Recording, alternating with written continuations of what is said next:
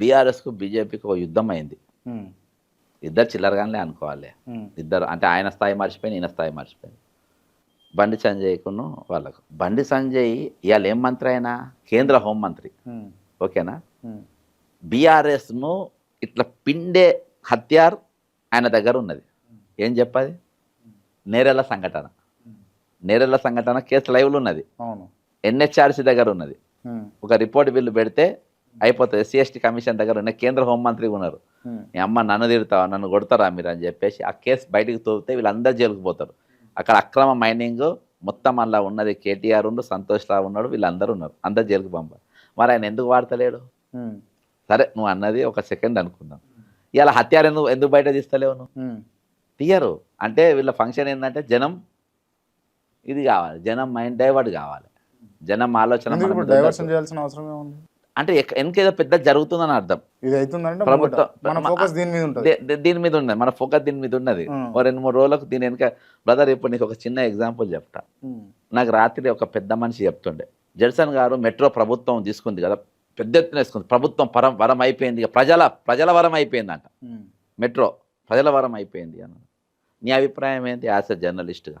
క్రాంతి గారు, మెట్రో ఎల్ఎన్టీకి వెళ్ళి ప్రభుత్వానికి వచ్చింది, నీ అభిప్రాయం ఏంటి? ఓ రకంగా మంచిదే కదా. నువ్వు ముందు చూస్తున్నావు, కానీ దాని వెనుక దాని కింద 200 ఎకరాల భూమి ఉన్నది. మెట్రో కింద 200 ఎకరాల భూమి ఉన్నదబ్బా, ఖాళీ భూమి. దాని మీద నీ దృష్టి పోలే. ప్రభుత్వం పరమైంది, తక్కువ రేట్లు వస్తుంది, మాకు ఇది ఉన్నది అనేది మనకుంటుంది, మన స్వార్థం. అర్థమైందా? రేవంత్ రెడ్డి ఏం ఐడియా ఉంటుంది? నేను అట్లా ఆలోచించిన. నాకు అధికారి చెప్పిండు, సార్ మంచిదే కాదు కానీ ఇంత మంచి ఐడియా ఎందుకు వస్తుంది సార్, దీని వెనుక ఏదో ఉందని కొట్టుకుంటున్నా నేను. దీని వెనుక ఇది ఉండద్దు. మెట్రోకు 250 ఎకరాల భూమి ఇచ్చిండ్రబ్బా. ఇప్పుడు ఇక్కడ మెట్రో స్టేషన్ దాని పక్కన మాల్ ఉంది, ఎవరిది అది? ఎల్ఎన్టీ ఉంది. అవన్నీ ఎల్ఎన్టీ కట్టించింది. కింద దుకాణాలు ఉన్నాయి ఎల్ఎన్టీ. అవన్నీ వాళ్ళకి ట్రైన్ మనకి ఇస్తారబ్బా, కిందంతా నాకేస్తారు. అటు ఇటు 250 ప్రభుత్వ పరం వెళ్ళిపోతుంది అబ్బా. 90 సంవత్సరాలు నీకు లీజీగా, నీకు లీజు లేకుంటే తక్కువ రేటు పెట్టి అమ్మి పడేస్తారు. ఏకంగా అమ్ముడే. ఇప్పుడు అమ్మలేదా, మనం ఏం చేస్తాను? నాకు తెలిసి నేను ఇది ఎప్పుడు ఆలోచన చేస్తా, ఈ ప్రశ్న అడిగిన మొట్టమొదటి జర్నలిస్టు నువ్వు. నిజంగా నేను నీకు హెడ్స్ ఆఫ్ చెప్తా ఈ విషయం. ఎందుకంటే ఇది ఎవరు అడగకముందే నేను చెప్తా. ఎందుకని నేను కూడా అంటున్నా, ఇవాళ బ్రదర్ నువ్వు 1,00,000 కోట్లు సంపాదించు, నాకు ప్రాబ్లం లేదు. కానీ అవి నువ్వు ఓడగొట్టి చచ్చిపో, లేకుండా నీ పిల్లలు కూడా తిన్నది చచ్చిపో. అరే నీ 10 తరాలు నీ కుటుంబము ఒక బెడ్రూమ్లో పడతారు, అంతే. ఒక 2 రూమ్లలో పడతారు అబ్బా. రేవంత్ రెడ్డి ఫ్యామిలీ ఉన్న వాళ్ళు ఆ ఫ్యామిలీ చూసుకుంటే ఒక 2-3 రూమ్లలో సరిపోతారు. ఇంత డబ్బు దేనికోసం అంటే ఒక అది నేను ఒక విశ్లేషణ చేసేది, ఒక వ్యసనం. ఇప్పుడు గాంజా వాడు ఉండబ్బా, మందోడు ఉన్నాడు, మందు బాగా తాగి మళ్ళీ గాంజా తాగుతాడు, గాంజా తాగినాక డ్రగ్స్ అంటే మనకి ఎంత వ్యసనం అది. నేను ఇప్పుడు మీరు అదే చెప్తారు కదా, నేను అది కూడా చెప్తాను. ఇప్పుడు గాంజానో డ్రగ్సో లేకపోతే కల్లో మందో బీరో విస్కో బ్రాండ్ ఏదో ఒకటి ఉంది. మన దగ్గర ఒక 10 బాటలు ఉన్నాయి అనుకో, 10 బాటలకు తాగిండు అనుకో, మామూలు ఒక 2 బాటలు అయితే ఫుల్ అవుతాడు, వాడు బజ్జు ఉంటాడు కదా. 2 బాటలకు బజ్జు ఉంటాడు, రాగొట్టేస్తాడు, అంతే కదా. ఇప్పుడు గాంజాయి కూడా నీ దగ్గర కిలో ఎందుకు, నువ్వు ఓటి ఇంత బుక్కడంతా కొడితే కథం అయిపోతావు కదా. వ్యసనం అది, డబ్బు అనే వ్యసనం. ఇవాళ వేరే ఇవాళ 100 జబర్దస్త్ చౌరస్తాకు వచ్చినావు. ఇవాళ నా బాధ, నా ఫైట్ అంటే ఎందుకంటే అవన్నీ ఎందుకని నా ఫైట్ అదే.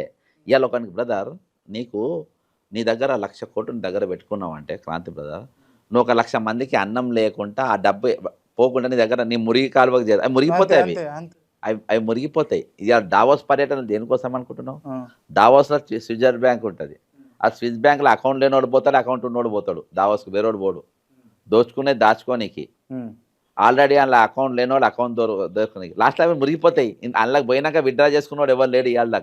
ఇవాళ పైసలని అంటే అవసరం పడే వీనికి తీసి ఉంటాయి, అవి సెక్యూర్ పెట్టుకోనికి ఆడ వేస్తాడు, అవట్నే ఉంటాయి. అట్లా మురిగిపోయే ఉన్నాయి. ఇవాళకి వేసినోడు ఎవరు తీసిన దాఖలాలు లేవు. ఇవాళ అంత బ్లాక్ మనీ కదా, తీసిన దాఖలాలు లేవు. కాబట్టి నీ విదేశాలకు పోయిన పైసలు ఇవాళ వాపసు వచ్చింది చరిత్రలో లేదు. ఒక్కని పైసలు కూడా వాపసు తెస్తారుగా, ఈ అవాలతో తెస్తారుగా, అక్కడ పోతాయి, ఇక్కడ రావిగా.